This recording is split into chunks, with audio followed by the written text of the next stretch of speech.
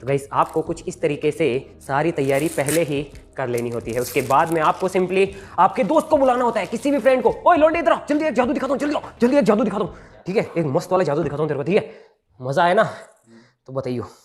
Right guys, पहले से साफ कर लेते हैं, अभी देखना जादू।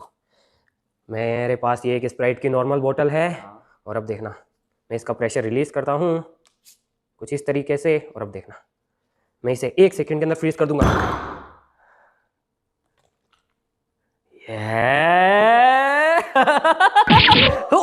और एक्टिंग, और एक्टिंग, और एक्टिंग, देख बर्फ बन गई, देख बर्फ बन गई, लौंडे देख बर्फ बन गई। बस ठीक है, चल खड़ा हो जा।